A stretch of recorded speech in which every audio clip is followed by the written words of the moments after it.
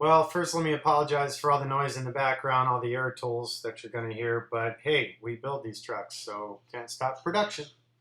This video shows off an Icon FJ40 built in the new school style with the rare removable hardtop and door options. This is the first Icon in our new color, which we're calling eucalyptus green. Kind of had a hard time naming it, but basically if you looked at a leaf on a eucalyptus tree and the kind of shiny gray green color is what gave inspiration for this one. This truck was just completed. It's now September 2011. What can I tell you about it? It's built in the new school style, which denotes the 17-inch Teflon coated aluminum rims and the integral bull bar and rear bumper system. This is one of the first trucks to come out with our new LED lighting system, including the headlights. These lights were developed in the military theater predominantly for the H1 and other mil apps, and we finally talked the supplier into developing a 12-volt version to sell to us. This truck also has the auxiliary Vision X LEDs. I find these headlights to be way more effective than conventional halogens or HIDs. The diodes have varying focal radiuses in their buckets to create both long throw and short wide throw lighting. They also only draw milliamps, they're submersible, and they don't require ballasts and igniters and all that ridiculous peripheral nonsense that HIDs do. There you see our beloved Icon lizard. He's a California bluebelly lizard, likely to be the only other thing still tramping around on the rocks after you leave all the Jeeps and Rovers behind. There you see the worn 9.5 Ti winch with a Haas Fairlead by Viking and polyurethane shim that keeps it from rattling and annoying everyone. See our emblems, those are CNC'd out of stainless steel and then enameled by hand. Some hardware close-ups, all marine spec US made stainless steel hardware with nylon shims. The roof racks on Icons to this date are still all built by hand because we find each client kind of has a different utility focus. So this particular rack, matched to the client's utility of a roof-mounted tent, has side guards but open front and rear, which also is friendly for paddle boards and kayaks. We did side sliders on this truck as well, which were braced directly to the frame, not to the vehicle. Here you see the front suspension. It's a triangulated 3-link design with two 50-wall US steel and 1-ton greasable Johnny joints. There you see the skid plate. No flanges in the exhaust. They're all V-groove turbo flanges, so no gaskets, no leak potential. And here's the triangulated 4-link rear suspension with Fox Racing shocks and Ibach coils. There's the LED reverse light.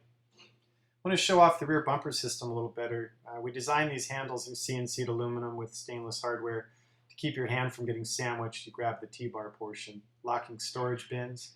As the carriers come out, there's a spring pin, see, click, there it goes. That basically keeps the tailgate from getting marred by a swinging carrier. Also keeps the carrier from swinging too far out and getting into traffic. It's the same design on both sides. The pivot shafts on which these carriers are mounted are 3-plane gusseted to the frame. They're also greasable on both sides, and to actuate it to close, you simply lift the black ball. That was a mouthful.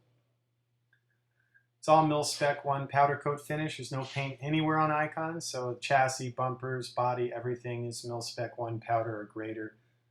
Let's take a look inside. Headliners on the hardtop Icon. We keep changing our mind and playing with different materials. This particular truck is built in a soft gray material known as ultra suede. You'll see it on luxury cars like Aston Martins and stuff like that, but it's actually very useful and trail-friendly, easy to clean material, so we give it a shot. There's the Viking recovery gear bag, which is full of top-quality Viking and ARB components to complement the winch. Back seats on this truck are our side-facing jump seats. There you see the rear integral speaker and the 12-volt power port. These jump seats appear like the stock ones, but they're much stronger than the original. Now I'm going to go up to the front cabin. Here you see a Garmin unit, not our typical one. This is a marine-intended Garmin unit with enhanced capabilities at the client's request. Transmission in this truck is an automatic. We designed them to appear as a manual, but you push the ball in the center of the shifter to engage the gears. There's a UHF, VHF, there's standard radio, seat heater controls, handset. Here you see the sport pedal option, one of my favorites. CNC'd and satin, scat blasted, greater texture on your feet. On the inside plane of the tailgate is a locking storage bin. In this bin we fit the factory lug wrench and wheel lock, as well as the Craftsman toolkit. There's room for more stuff as well. Polyurea coating that you see is on the underside of the body, on the underside of the front fenders, as well as on the inside floors of the tub. Makes for a little bit of sound insulation and better protection from the environment than the conventional petroleum-based undercoatings. And it's also a hell of a lot better for the planet. Mild window tint, that's a client option. This truck we did with a white roof cap, sometimes carbon fiber, sometimes white, really up to the client. Personally, I like the white. We do the front grille bezel in white as well, so it sort of gives it a little bit more of a vintage feel. Little tour of the engine bay. Check out the radiator that is made by Griffin, purpose-built for Icon. It's US made, it's all thick wall aluminum, it's fully hand welded, no pressure connections, no plastics or any of that disposable junk. There's a dry sock to complement the K&N filter for intake. ARB air compressor, Optima battery. Notice the quick connect terminals, we import those from Europe. They allow you to isolate circuits with a simple throw at the top toggle. Here you can see at least part of the remote reservoir for the transfer case, as well as the differentials to create an isolated high drive point for breathing.